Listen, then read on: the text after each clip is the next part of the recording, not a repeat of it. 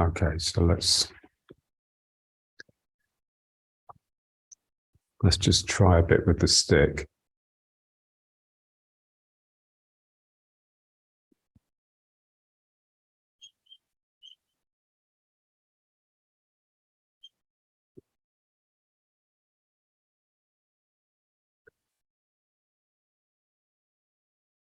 Okay, so just turning.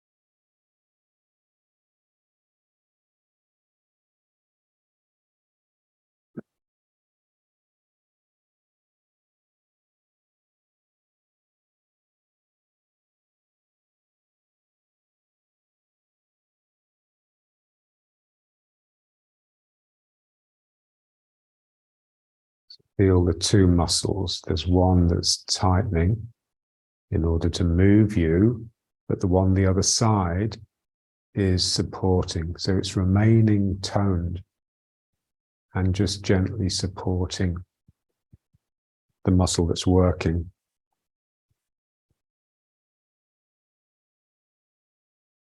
So every action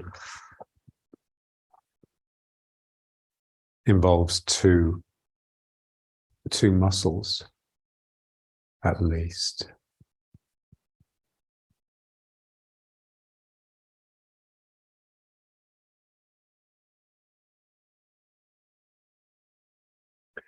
And then that is analogous to the mind.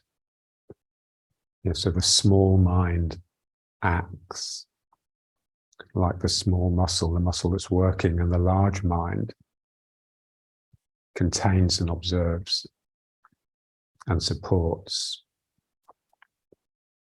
So what we're trying to do is just connect with that big mind, connect with the mind that we have largely obliterated with the small. So the small mind has colonized, it's infested our whole being, the ego. So you can think of the two halves of the brain, but you can also think of the brain and the belly. So the belly contains the big mind, and the brain would contain the small mind, the ego. So when we sink and relax, we're just trying to reconnect with the big mind in the belly.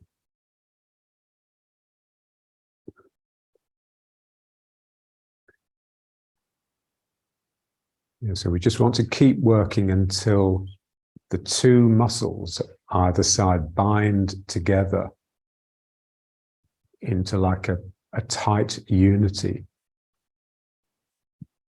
And one side is working harder than the other, but it's really, it almost feels like one muscle.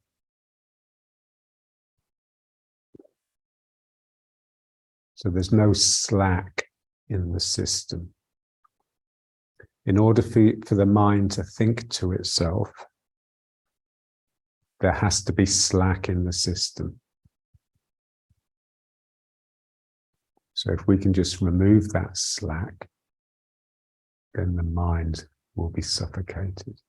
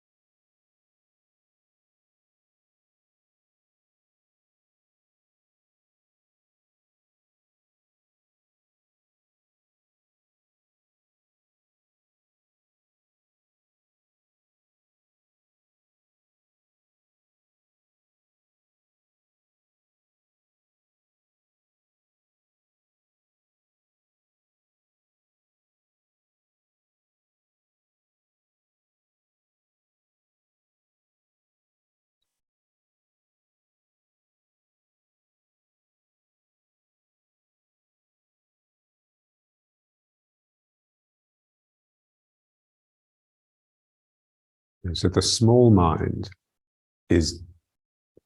was designed to just be with the here and now, to be just concentrating on what you're doing. And the big mind was always the sort of content, wise overseer. Now, what's happened is the small mind has tried to take over the role of the big mind. So the small mind has now become something that stands over. So it's as though you're looking down on yourself doing this.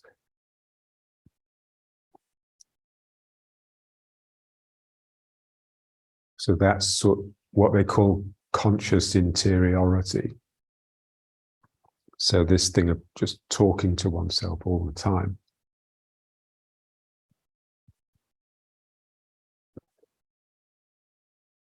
That just means that the mind just it's taken the wrong place. Yeah. It's exactly, when Nietzsche talks about the slave, the master and slave, it's exactly the same. The master should be the big mind that's in the belly, but the small mind has usurped it.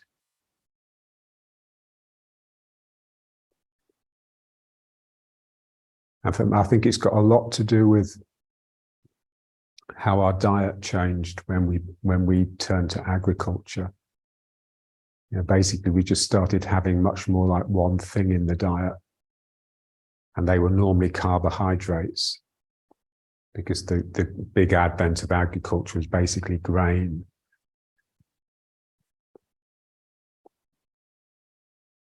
And so you get this sticky stuff inside your gut. So a lack of movement, basically, and the mind becomes sticky as well.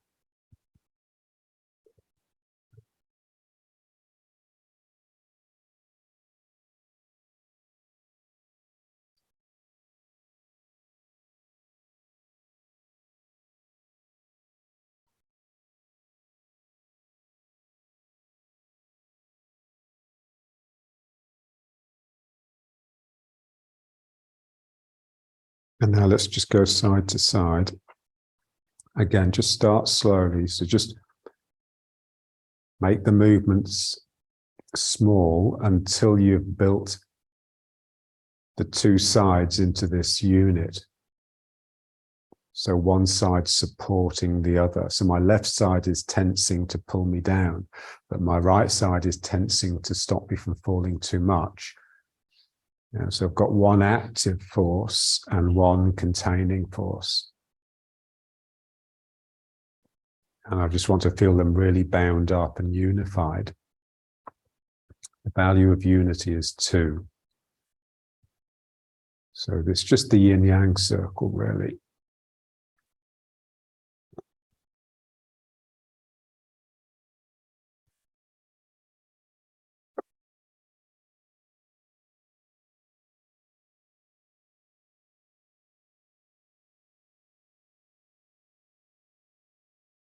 So the long side is stretching, and then there comes a point where it starts pulling back, mainly because it can't stretch anymore. And there's always a sense that the movement has to continue. If I stop, then I die, or the energy dies. And so it reaches the limit, and then where else can it go but back?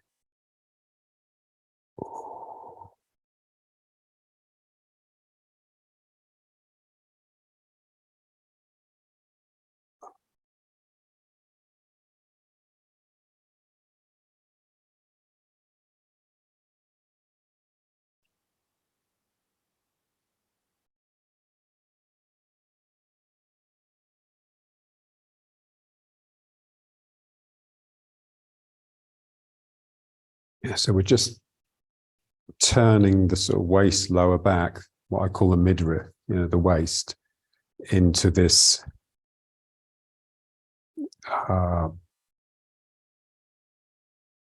yin-yang symbol, Tai Chi symbol.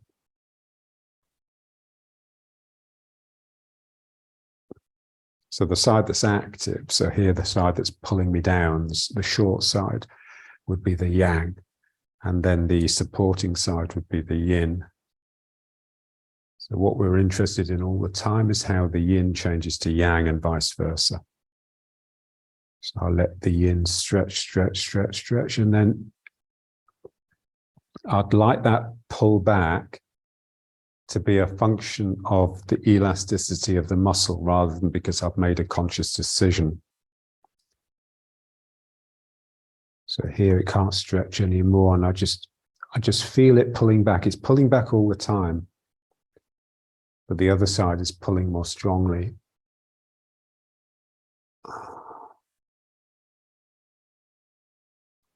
Yeah, so they're both pulling. Both sets of muscle are trying to contract. It's just that one is stronger than the other, and so stretches the other. And then the stretched one becomes strong. Ooh.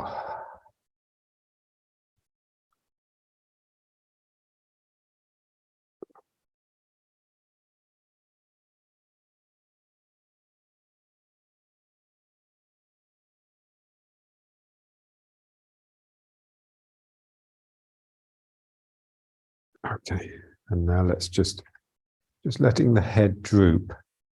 So again, we'd like to feel that as not just me just relaxing forwards, but me tensing the belly. I'm tightening the belly muscles, and that pulls my head forwards and down, and it stretches those muscles in the lower back. And then I just allow the muscles in the lower back to kick in.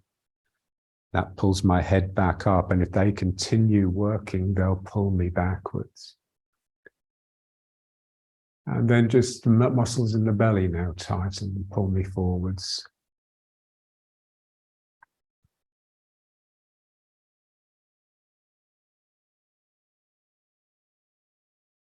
Muscles in the back.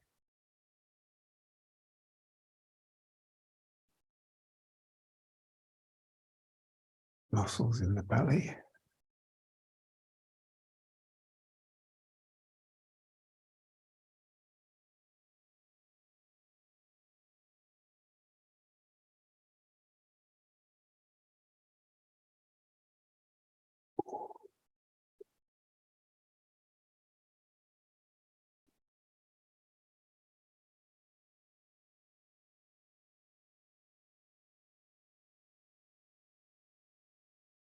Good. And now let's just turn. So the same exercise, but now just as though you're leaning over the legs. So you just turn to the corner and then pulling the back, letting the waist turn back to the front, and then just twisting the shoulders round to the other leg. So now we're just twisting as well as sinking forwards and back.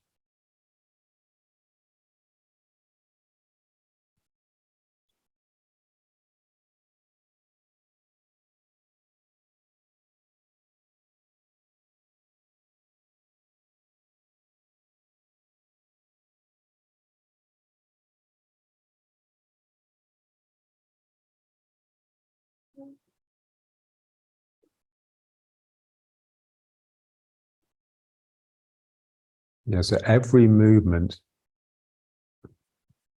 is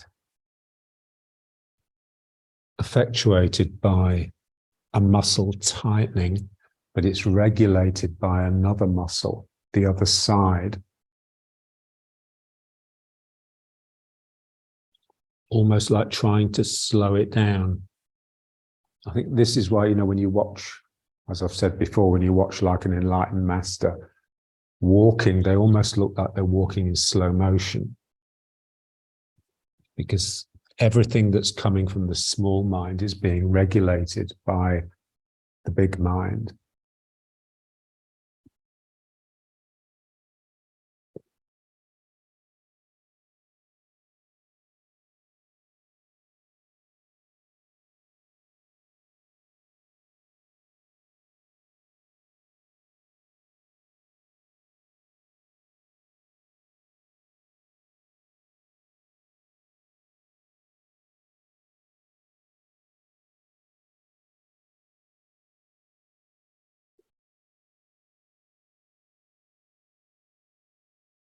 And So once we've set up the machine, if you like, once we've set the motor going, we just want to relax into it rather than stay outside trying to maintain it and regulate it. You just disappear inside it. So it's important to reach that stage before you stop. So very much aware of the two stages. One stage sets the thing up. For that, you need the conscious mind. You need to remember how to do it or listen to how to do it. And then just be smart enough to just set it up. But then you want that mind to just relax and disappear so that you can sink into the energy. Because while the conscious mind is at play, there'll be no energy.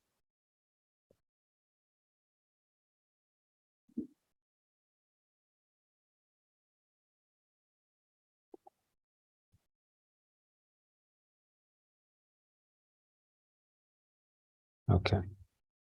And now let's just try a few, just pushing it up and down. So again, just using the muscles in the lower back.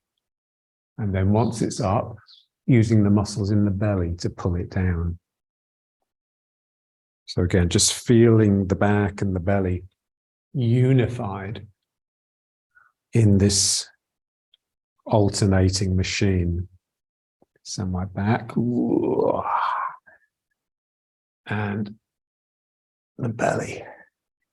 Yeah, so the muscles one side have to stretch the other muscles the other side into activity. It's like the elastic. If you stretch the elastic, it will spring back.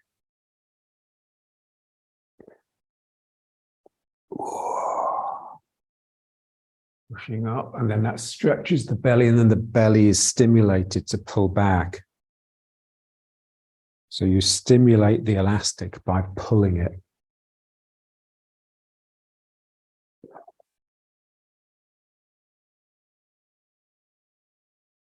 Tight in the back. And the belly.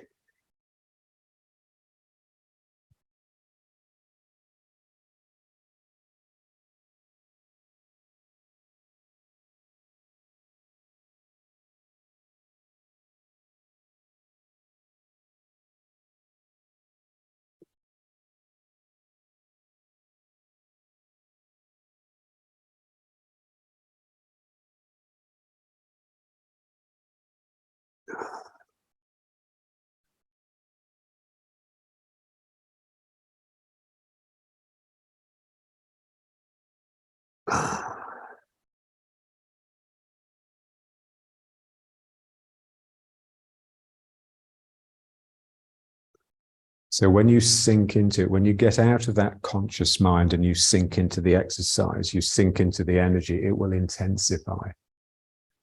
It will gradually become more and more intense, more and more real.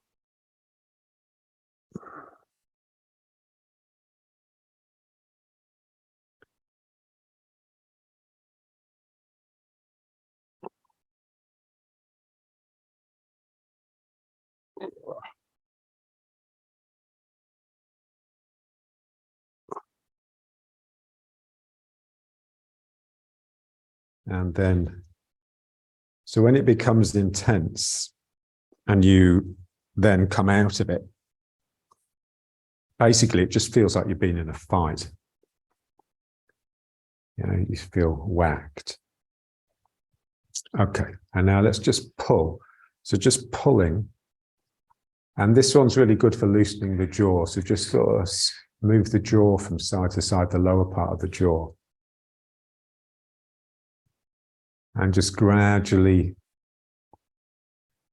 pull a little bit more strongly. You can twist the stick as well. So one hand twisting one way, one hand twisting the other.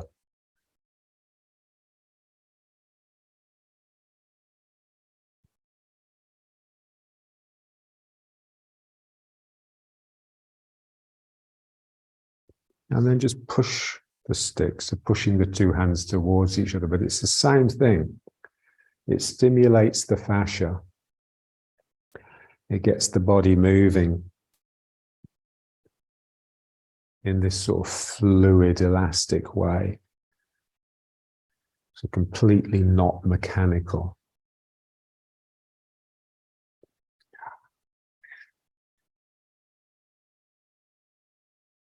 And then pulling again.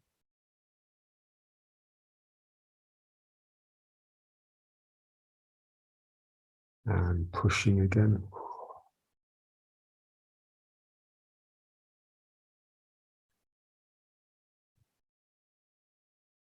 And now pulling, but just breathing in.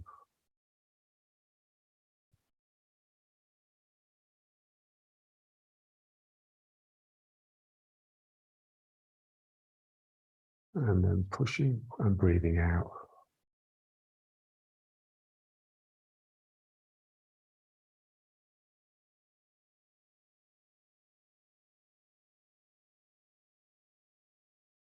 And then pulling, breathing in.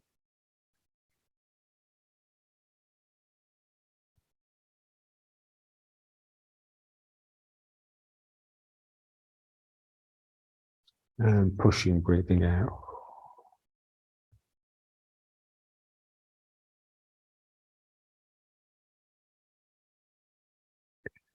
And then let's just try some upright rowing. So just pulling the stick up and just trying to hoik your elbows right up. And then down. So imagine it's being pulled down by elastic and you're sort of just containing the down. So here, you're using the muscles in the lower back to lift. And then here, you're using the muscles in the belly to pull, but also just containing it with the back. Pulling.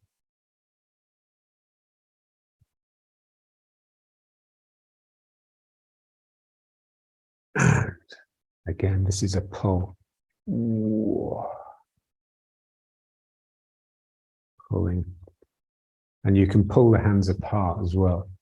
So the hands are sort of working all the time. They're working the stick, almost like you're trying to just twist it all angles to try and break it.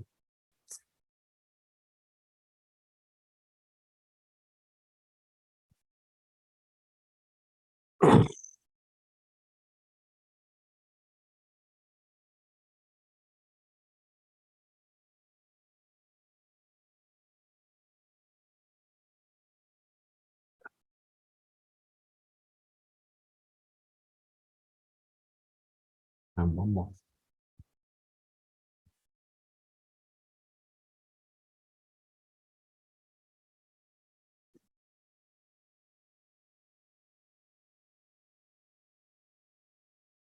Okay, now let's just try a few just coming up and over.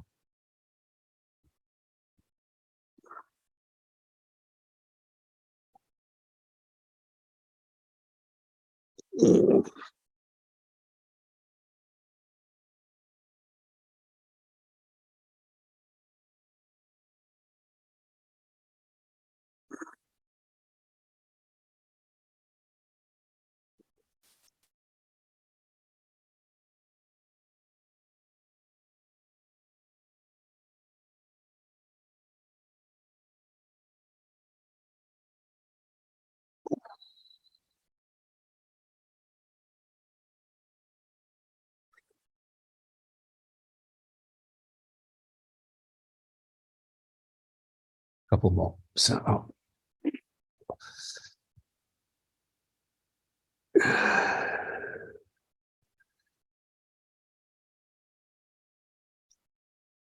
Yeah, so it's like your spirit is with the movement. Your spirit is with like what's happening at the furthest reaches, but your mind is with the motor. So your mind is very much in the middle, in the center. And your spirit is trying to expand the system all the time. Okay. Okay, so let's stand up now.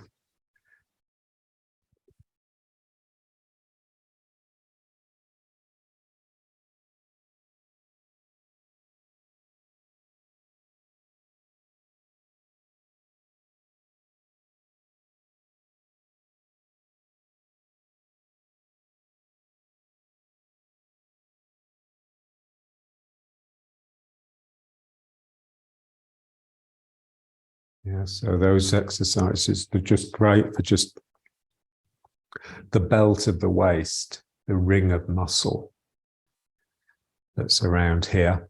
It needs to be really connected and elastically strong. Otherwise, you can't really relax across the sacrum properly.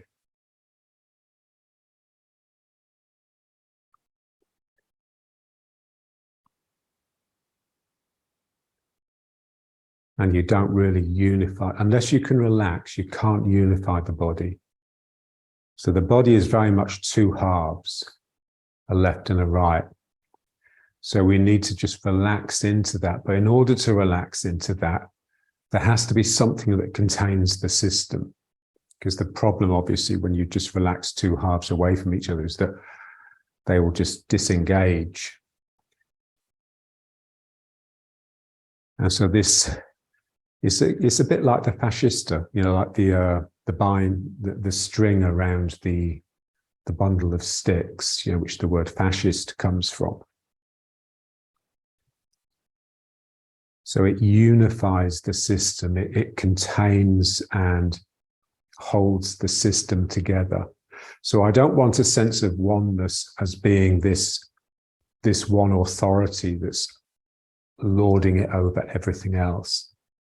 I want the oneness to be a unification. It's the collective. It's everything that's brought together. And then when everything is brought together and operates well, then there's a natural sense of some sort of authority. Okay, so what we want to feel is almost like, imagine you're standing on two little islands that are floating in this really viscous sea. And so the feet they can move relative to each other. So we'd like to, if we can feel the ground like that, then we've separated. So it's the same as when we squat down, we put the hands down and we just try to feel this sort of play between the two sides.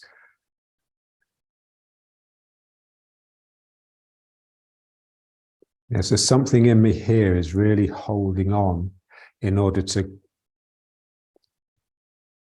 make my two halves into sort of one thing that is then governable by my ego. And I just want to split that into these two. And that's why the figure of eight is so useful. So the circle is really just the one. And then if you twist the circle, you get a figure of eight, yeah? And then if you let it go, it will just spring back into a circle. So the figure of eight is always under some sort of tension. So one side of the circle is just turned over, yeah? So now let's just figure of eight. So just, again, just feeling the two islands underneath your 2 feet, like two small stepping stones.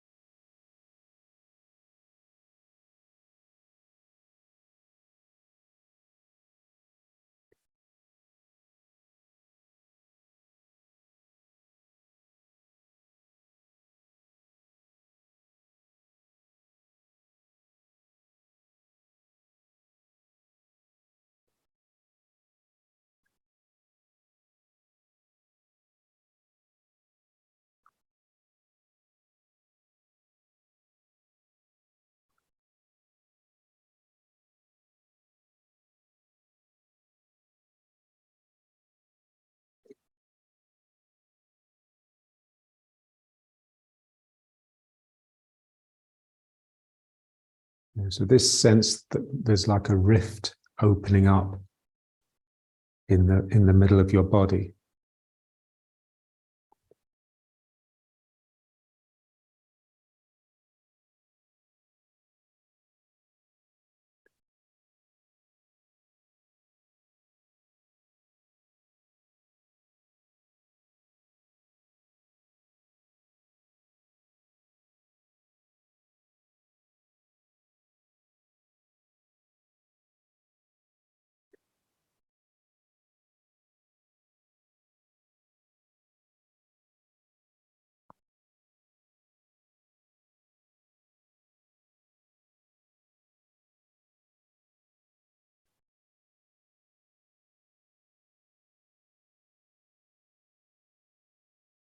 Yeah, so again, it's very much the two halves, the left and the right legs, sort of, they're independent of each other.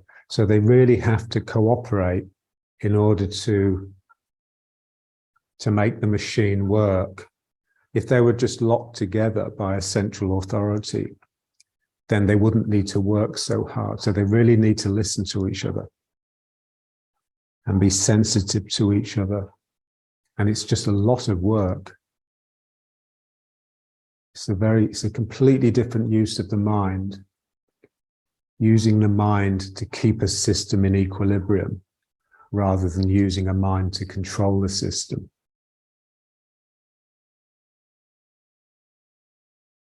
So as I move around this foot, what has to happen in that foot to allow it to happen, but also to stop it happening too quickly or too suddenly?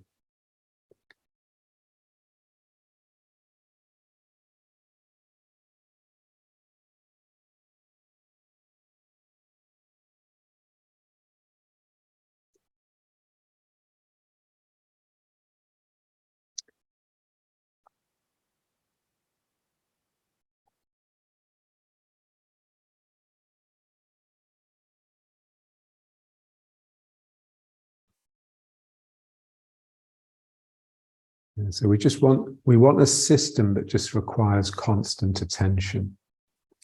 A system we can't just lock into some habitual movement so that the mind can think about something else.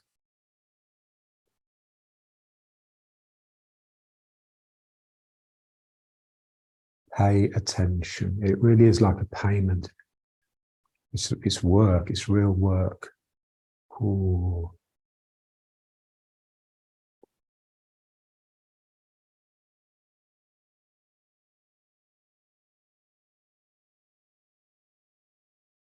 Yeah, so you can feel that what wants to happen when we do the figure eight, you just want to swing around it. So I want to be able to come into this leg so that I can momentarily, if only for a millisecond, forget this leg. And that's what we just don't want. You know, we're just aware of each leg all the time. It's just that one gets stronger and then the other one gets weaker. And if anything, I have to give the weaker one, the one that's losing it, this one, just more attention than the other one, which the weight's coming into. Ooh.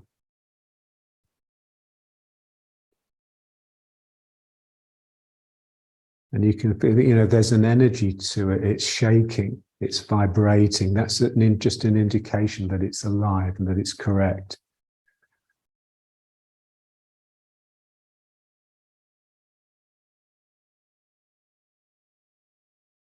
Cool.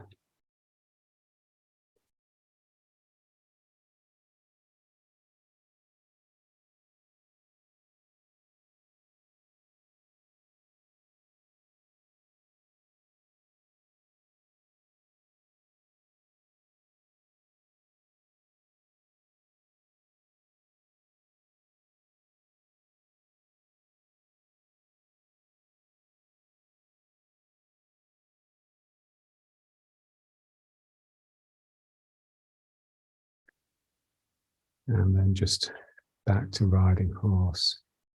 You know, we're just looking for ways to just kill the legs, basically. You know, I remember once, you know, early on, and someone was saying, "Oh, it hurts my legs so much." And John just said, you know, it's when it stops hurting your legs, that's when you need to get worried, because the chances are you've found a way to cheat. So what you've done is just locked into something that you're familiar with. You've locked into your strength. So what we're trying to do all the time, if you're working correctly, is just always moving out of your strength, moving out of the known and into more exciting but dangerous areas where you don't have strength. Not only do you not have strength, you don't have experience, yeah? So when you're confronted by something that you haven't experienced before, how do you handle it? There's some deeper wisdom just needs to come into play. So this thing, an excuse that John often used to use to excuse his bad behavior, which was, I had no experience. Now, for me, that's no excuse, yeah. because it's those situations you get into that you don't experience. That's when spirit really has to come in to us. So we always know this thing, oh, I didn't know. It's a lie. It's a self-delusion. We always know. We just choose to do what we want to do instead of what we need to do. Okay. Now let's just turn the toes out a bit and just going down. So just sinking. So you should be able to go down until the thighs are parallel. And then just squeeze up. And then down.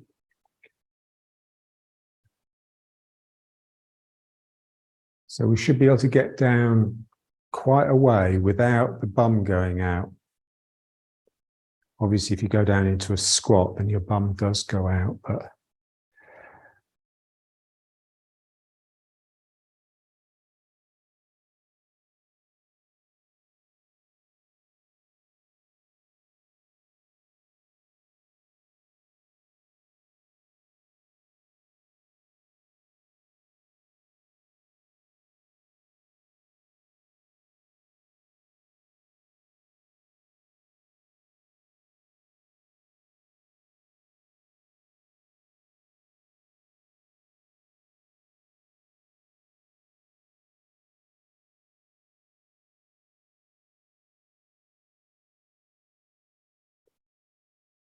okay. And now let's just try the bow and arrow, because that's really important. All these things that come to me, I never know how important they are.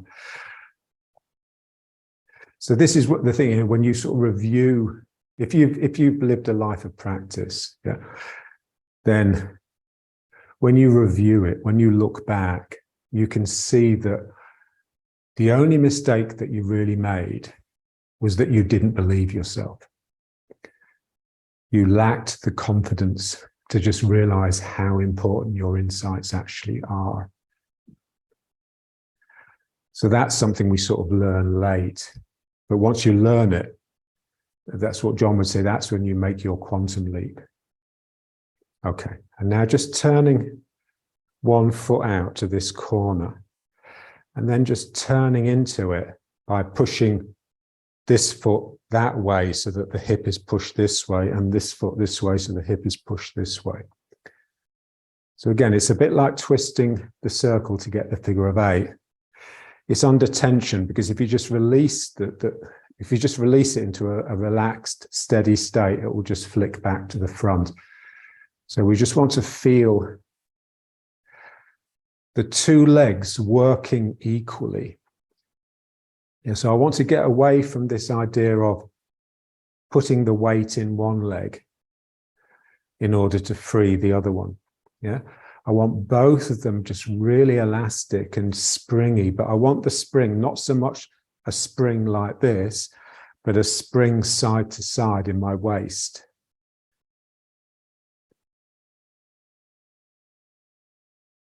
So the tension, the pushing action of the two legs is keeping me turning to my left. And if I was to relax that, I would turn back to the right, to the front. So I'm just keeping that under tension. But again, feeling it very much as two legs working, rather than me thinking of just one thing that's twisting. I'm thinking of this twist coming from the action of these two legs. Again, they're on these islands that are slightly mobile.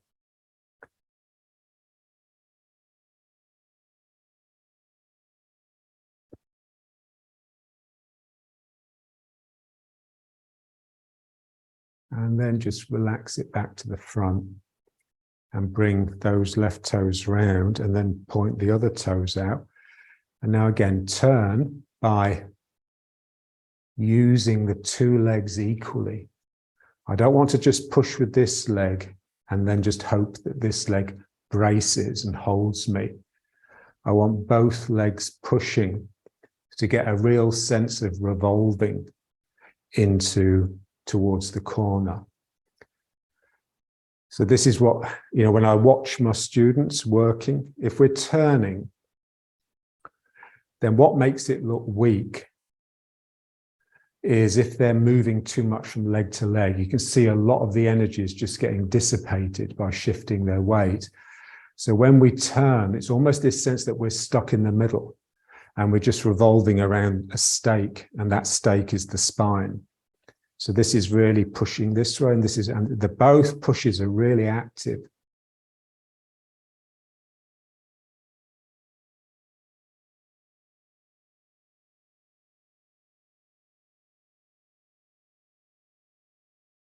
And then just back to the front. And then again, just turning the toes out first. Okay, now I want a turn. And so I want the turn. Just think of your spine just having to stay still. And you're just turning around it by pushing these 2 feet, these 2 outside edges into the ground.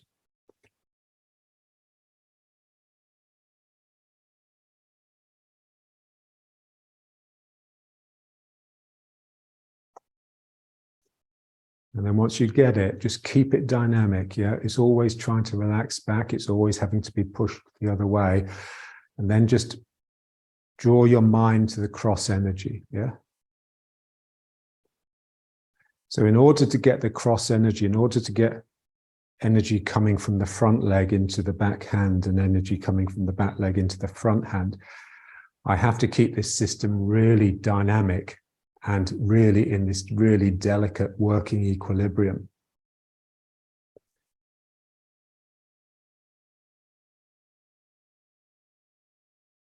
So there's always energy in both hands, It's never just one hand.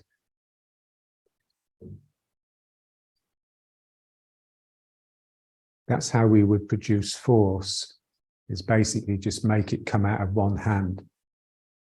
So this goes out, and then I'm pushing here. That leg is pushing that way into the ground, and it's getting this flow of energy coming up my body and into my left hand. And now my back leg is pushing this way, and it's getting a flow of energy coming up here. So even though the 2 arms are basically doing the same thing physically, energetically, they feel very different.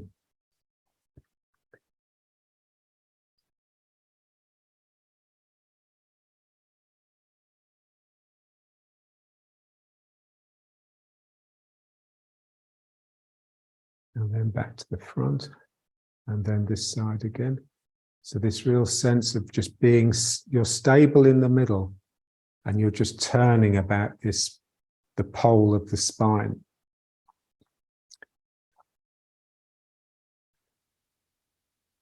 Yeah, so if you're turning has that sort of center, then that's where your mind can settle. If you're moving from leg to leg too much, then your mind needs to be outside. That's why people like it. And also when they're moving their weight side by side, they think they're working. They can feel it as, oh yeah, I'm doing something. Whereas when you're just twisting here, it almost feels like you're not doing anything, because the temptation is just to lock it and then start thinking about something else. So we just have to keep it relaxing, keep it springy, keep both sides really playing with each other. Ooh. And just feeling the energy that comes from that. It's a real light, delicate energy that's just eventually fills the room. And then one more this side. So, ooh.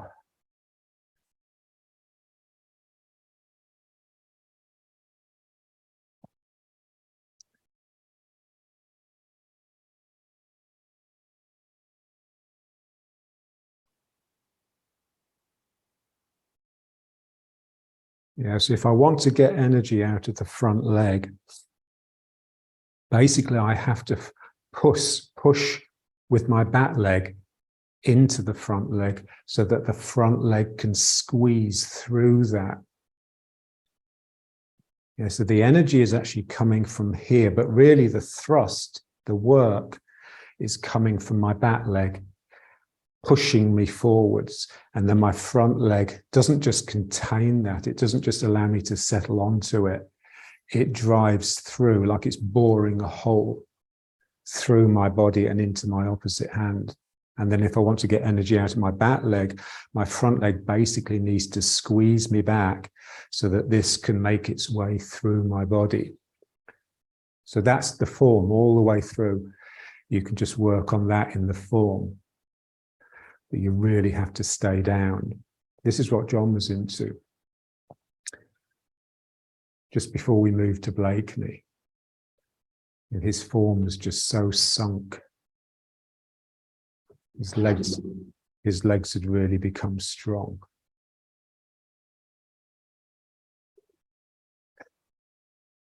And then just back to the front. Okay, and now just feeling those 2 feet. They're always wanting to play.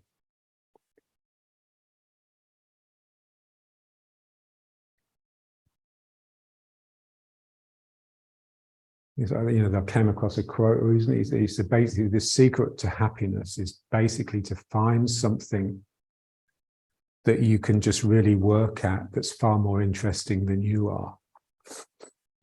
And it's not difficult because basically anything is more interesting than you are. But really energy for me, yeah. So this, you know, when I can just relax me, get me as this central sort of authority that's just saying, stay still so that I can masturbate. Yeah? When I'm really there and I'm really down here and it's really splits into 2, then there's energy and it's just so beautiful. It's just exactly the energy of that kitten that's adopted me.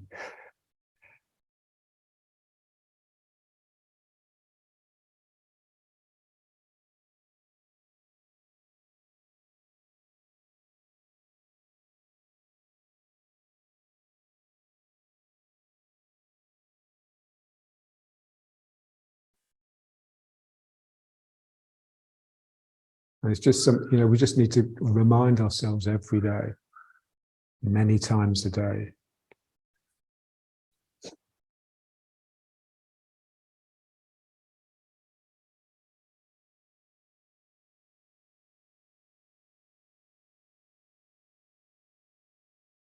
And for me, that's what meditation is for. Yeah, it's just reminding yourself that there's something more important, not just more interesting, but far, far, far more important than the satisfaction of the desires of your ego.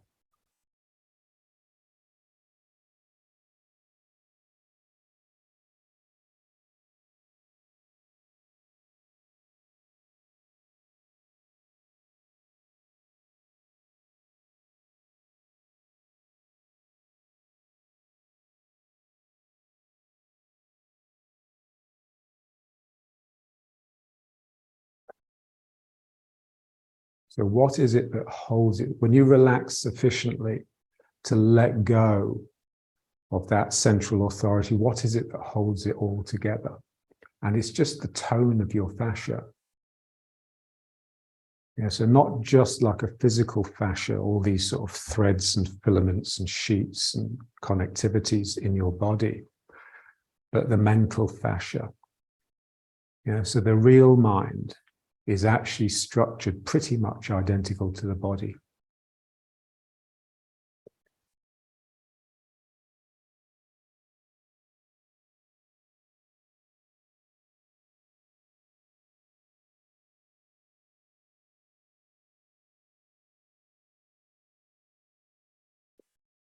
Okay, so let's just bring it up.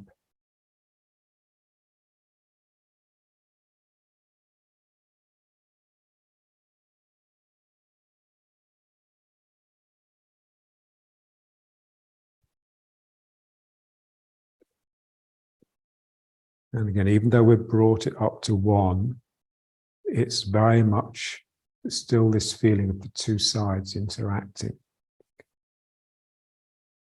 like they're just having a lively chat.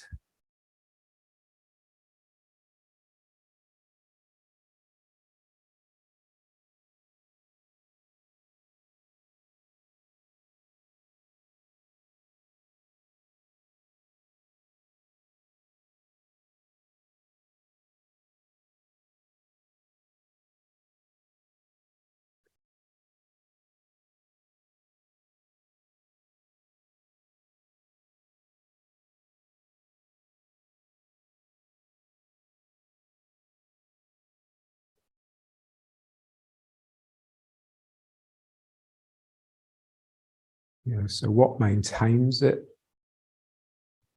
what sort of nourishes it, is what John called the humour of the natural process.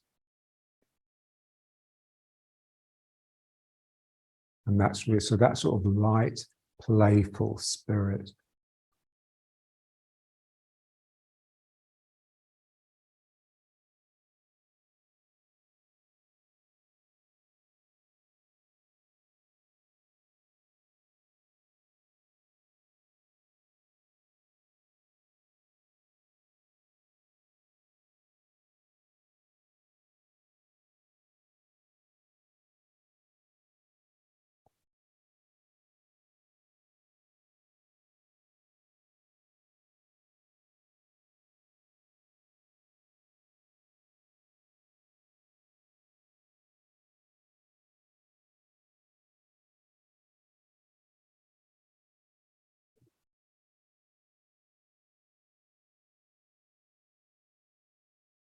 Okay, great. So let's finish.